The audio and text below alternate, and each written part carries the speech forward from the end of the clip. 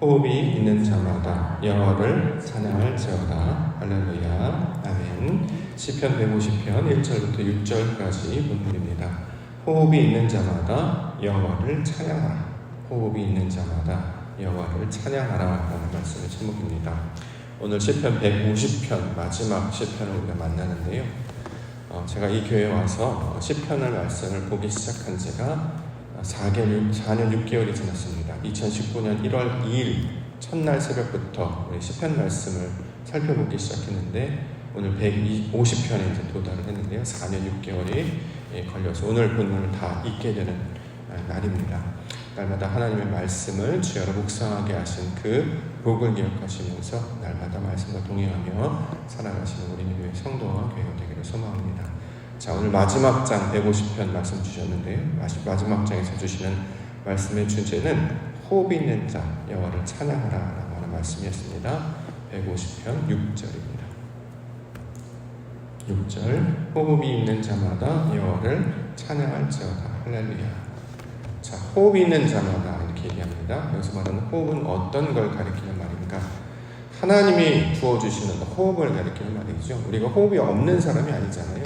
숨을 다 쉬고 있는 사람인데 성경에서 호흡이 있는 자라고 하는 것은 특별히 하나님께서 불어넣으신 숨, 생기가 있는 자, 하나님의 호흡이 있는 자를 호흡이 있는 자다 이렇게 이야기합니다.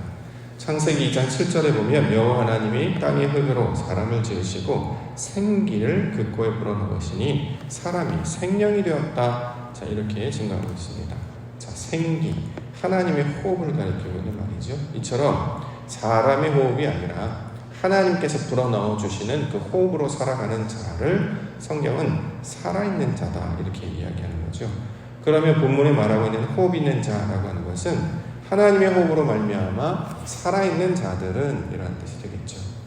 하나님께서 우리 가운데 호흡을 불어넣으셔서 살아있는 자가 되게 하심으로 그것을 통해 여호와 하나님을 보고배우며 그것을 통해 하나님의 영광을 드러내고 나타나는 자들이 될 것이다.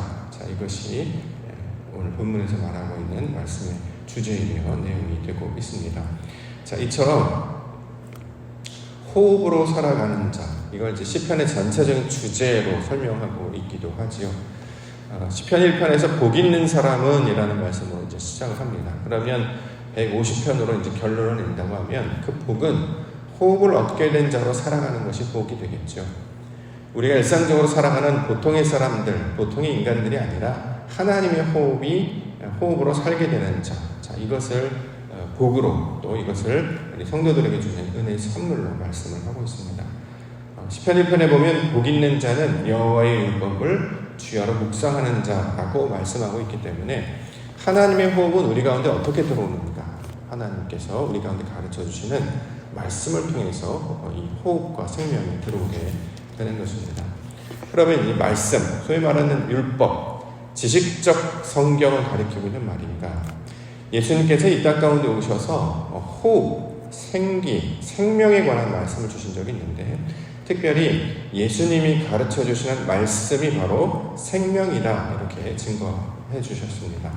요한복음 6장 63절에 보면 살리는 것은 영이니 육은 무익하니라. 내가 너희에게 이른 말은 영이요 생명이라. 자, 예수님께서 우리 가운데 가르쳐 주신 말씀, 이것이 영이요 생명이요 생기에 해당한다라는 거죠.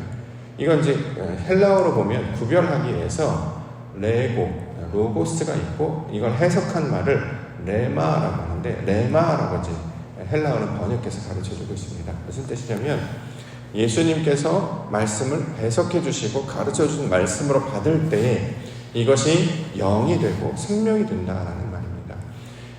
예수님께서 이 땅에 오셔서 우리 가운데 하신 일이 하나님이 주신 율법의 의도가 무엇인지를 가르쳐 주셨잖아요. 해석해 주시고 적용해 주셨습니다.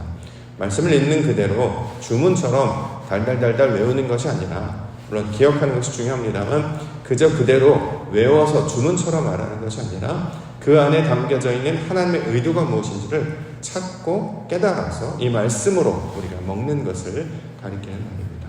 자, 이처럼 하나님의 말씀을 예수 그리스도께서 우리에게 가르쳐준 방식으로 하나님의 뜻으로 우리가 이걸 이해하고 받아 먹을 때에 자, 이것이 생명이요 양식이요 호흡이 된다라는 거죠. 자, 이 호흡을 우리가 이렇게 불어 넣어 주셨습니다. 그러므로 이 말씀을 우리가 잘 받음으로 하나님의 뜻으로 말씀을 먹고 마심으로 날마다 살아있는 자로 여호와를 찬양하시며 사랑하시는 우리 믿음의 성도와 교회가 되시기를 주의로 간절히 축원합니다. 자, 본문의 내용들을 살펴보겠습니다. 성소와 공창에서 찬양하라. 1장. 할렐루야. 그의 성소에서 하나님을 찬양하며 그의 권능의 공창에서 그를 찬양할지어다. 자, 성소에서 찬양하라라고 이야기합니다. 성소가 어디입니까? 성소는 성전에 있는 거룩한 장소를 성소라고 이야기를 하죠. 근데 이거는 이제 상징과 의미와 비유가 되는 것이죠. 성소에서 찬양하라라고 하는 것은 하나님이 거하시는 처소라는 뜻인데, 하나님이 거하시는 처소가 되니까 하나님의 말씀 안에서, 그의 성분 안에서, 하나님 안에서 여호와를 닮아가고 여호와를 찬양하라는 말씀으로 우리가 이 말씀을 받을 수 있을 것입니다. 예루살렘이라고 하는 특별한 장소를 가리키는 말이 아니라 하나님 안에서라는 뜻이 되겠죠. 내 뜻이 아니라 하나님이 가르쳐 주신 말씀의 그 의도와 목적 안에서 해석하고 살피고 또 행동하는 모든 것들을 성소에서 찬양하라는 말씀으로 가르쳐 주고 있습니다. 이걸 이제 신약의 말씀으로 우리가 적용을 한다면 코람데오라는 말로 적용할 수 있겠죠. 하나님 앞에서라는 뜻입니다. 날마다 하나님 앞에 서 있는 자로 살아갈 때에 이게 바로 성소의 상태가 되는 것입니다. 그러면 어떻게 살아가느냐? 자신이 주인이 아니라 내 뜻대로 살아가는 것이 아니라 하나님 안에서, 진리 안에서, 그 말씀의 빛 안에서 살아가는 것이기 때문에 하나님이 기뻐하실 뜻대로 나의 생각을 맞추고 말을 맞추고 행동을 맞추며 살아가게 된다라고 하는 것입니다. 우리가 새벽 기도회를 나옵니다. 이게 다 하나님 안에서 살려고 하는 몸부림이요, 하나님께서 주신 기회를 붙잡는 믿음의 고백과도 같은 것이겠죠. 내 뜻으로 사는 것이 아니라 말씀 안에서 살아보는 것, 하나님이 기뻐하시는 그 뜻을 향해 나아가는 그 걸음걸음들을 가리킬 때, 자, 이것을 성소에서 하나님을 찬양하다 이 말로 설명하고 있습니다. 그러면 이제 공창에서 찬양한다는 말은 뭐냐? 공창. 이 창세기에 나오는 공창이죠. 둘째 날에 하나님께서 공창을 창조하셨죠. 이 공창이라고 하는 말이 무슨 뜻이냐면 하나님이 만드신 세상 안에라는 뜻을 갖고 있습니다.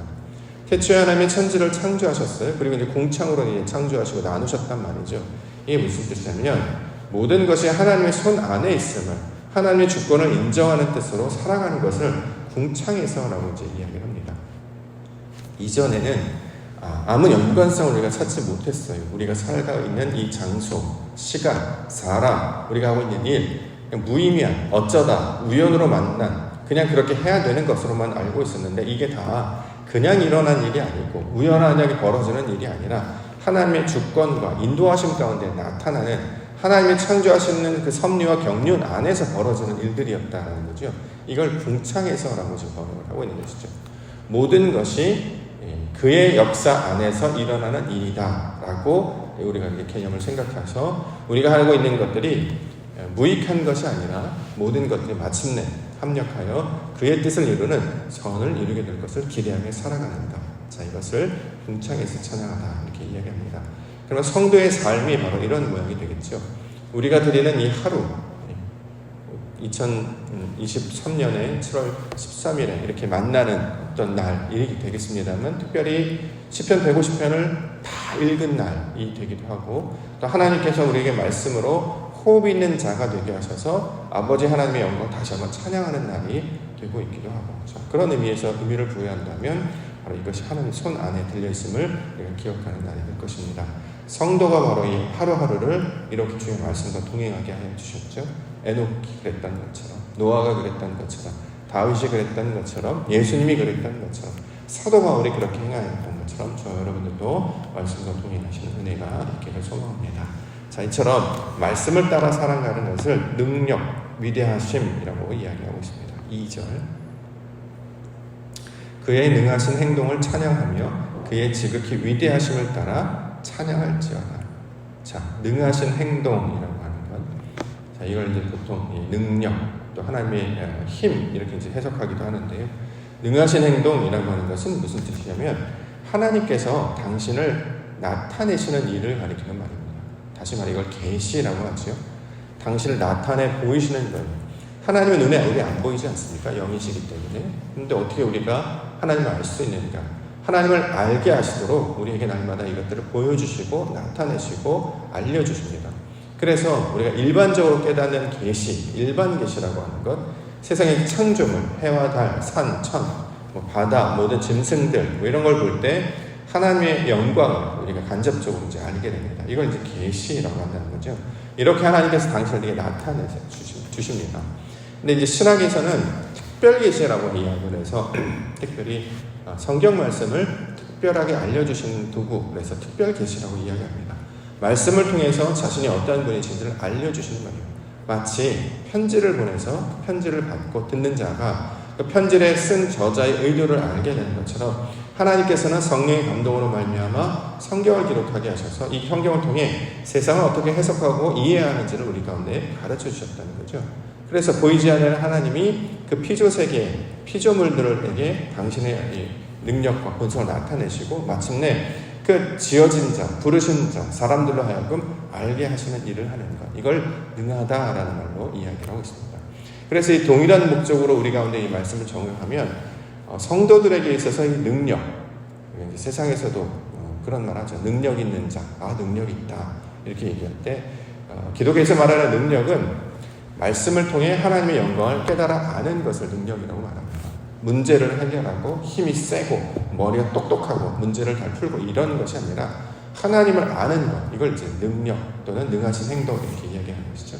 바로 하나님께서 바로 그런 일들을 보여주셨기 때문입니다. 마침내 하나님은 당신의 아들을 이 땅 가운데 보내셔서 그로 말미암아 자신의 영광을 보여 알게 하시고 약속하신 바대로 성령을 우리 가운데 부어주심으로 말미암아 하나님을 아는 백성들로 만들어 주셨습니다. 이것을 쉬지 아니하시고 멈추지 아니하시고 그리고 끝까지 행하시는 일, 그래서 이것을 능력이다 이렇게 얘기하고 이걸 연결하여서 지극히 위대하심이라고 이야기를 합니다. 하나님을 알만한 것이 작은 빛처럼 들어온단 말이죠. 작은 숨구멍처럼 열려서 그게 들어와요. 근데 놀랍게도 그것을 통해 하나님의 나라가 침투해 들어오고 하나님의 나라가 확장되는 것. 자, 이것을 그의 위대하심으로 설명하고 있습니다. 마치 작은 씨앗 하나, 겨자씨 하나가 땅에 심겨져서 큰 나무가 이루어지는 것처럼 하나님을 알만한 지식이 되게 작은 것이었는데 그 말씀의 그 씨앗이 우리 마음 가운데 들어와서 심겨지면 30배, 60배, 100배 그래서 아름다운 열매로 맺어지는 것. 씨앗 하나만 보면 어떤 모양이 이루어질지 상상조차 할 수 없었거든요. 그런데 씨앗이 땅에 심겨져서 자라게 되면 풀이 나고 나무가 되고 놀랍게 열매가 되고 그 안에 많은 생명들이 살아가게 되는 것을 보게 됩니다. 우리가 익히 경험하지도 보지도 못했던, 상상하지도 못했던 일들을, 이것들을 하나님께서 만들어 가신다는 거죠. 그래서 이것을 기대하고 하나님 것을 배우고 노래하는 자들, 이것을 능력과 위대하심을 따라 찬양하는 자들의 내용으로 설명하고 있습니다. 마지막으로는 나팔소리와 이제 악기들에 관한 이야기를 하고 있습니다. 3절부터 5절까지 나팔소리로 찬양하며 비파와 수금으로 찬양할지어다. 소고치며 춤추어 찬양하며 현악과 통수로 찬양할지어다. 큰 소리 나는 재금으로 찬양하며 높은 소리 나는 재금으로 찬양할지어다. 자, 우리가 춤이라는 개념 보았고 악기라는 개념이 뭔지를 우리가 이해를 합니다. 춤, 음악에 맞춰서 몸을 움직일 때 가장 아름다운 것이기 때문에 소리가 날 때 무언가를 맞추어서 자신의 생각과 몸을 맞추어가는 것. 자, 이것을 이제 신앙의 내용으로 가르쳐주고 있죠. 본문에 등장하는 여러 가지 악기들도 다 같은 원리입니다. 연주자가 있고 연주자 하는 대상이 있어요. 연주자의 의도에 따라서 소리를 낼 때 이게 이제 악기의 본분이잖아요. 그렇죠? 연주자의 그 연주에 따라서 또는 그 악보에 따라서 거기에 맞는 소리를 낼 때 이게 이제 아름다운 음악이요 연주가 되는 것입니다. 우리가 악기와 같은 존재가 되라는 거잖아요. 여기 등장하는 소고, 그다음 통소, 비파, 수금, 나팔소리 이게 다 같은 의미입니다. 하나님의 소리를 알맞게 내는 자들이 되는 것, 이걸 이제 악기로 표현하고 있는 것이죠. 예를 하나 들어서 이제 재금만 본다고 하면 큰 소리 나는 재금, 높은 소리 나는 재금, 이게 이제 소위 말하는 높은 데시벨의 소리가 난다 이게 아니라 하나님의 소리를 낸다라는 뜻을 가지고 있습니다. 실제로 이 재금이라는 단어를 원문으로 살펴보시게 되면 우리가 이제 모양이라고 하는 하나님의 형상과 모양이라고 할 때 데모트 젤렘이라고 할 때 그 젤렘이라고 하는 그 단어 닮아 있고요. 그 다음에 형통이라는 단어가 닮아 있고 십자가라는 단어, 그 어근이 다 같은 것인데 이게 재금이라는 것과 이게 다 닮아져 있습니다. 무슨 뜻이냐면 하나님의 소리에, 하나님의 의도에 맞추어서 소리를 내다. 하나님께서 하시는 원하는 대로 우리가 그게 반응하다. 뜻이 하늘에서 이루어진 것 같이 땅에서 이루어지다. 하나님의 일이 내 안에 이루어지다. 자, 이렇게 되는 것을 성경에서는 소리가 나는 것으로, 찬양하는 것으로 이렇게 설명하고 있는 것이죠. 저와 여러분들 그 소리가 나는, 특별히 하나님의 소리가 나는 자들로 불러주셔서 그 뜻에 맞게 반응하고 아멘하고 하나님의 영광을 드러내는 자로 살아갈 때, 자, 이것이 바로 하나님의 사역이야 목적으로 설명하고 있는 것이죠. 그래서 맨 마지막에 할렐루야로 결론을 내고 있습니다. 할렐루야는 문자적으로는 영어를 찬양하라는 뜻이겠습니다만 그 의도는 하나님께서 우리에게 가르쳐 주신 그 뜻대로 온전히 받아서 똑같은 소리와 모양으로 만들어질 때, 그래서 할렐루야, 하나님과 똑같은 자가 되는 거죠. 그렇죠? 이사야, 느헤미야, 히스기야 하는 것처럼 이 야는 하나님과 똑같은 모양을 가리키고 있는 말입니다. 우리가 하나님의 것을 배워서 그의 형상을 똑 닮은 자가 되는 것을 할렐루야라고 말하고 있기 때문에 하나님의 성질을 닮은, 성품을 닮은 자가 될 것을 가리키고 있습니다.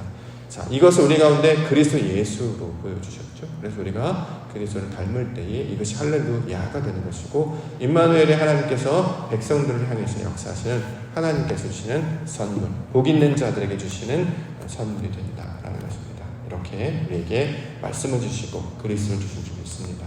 날마다 주신 말씀을 하나님의 뜻으로 받아들여서 내 생각을 하나님의 뜻에 맞추게 하여 주시옵소서.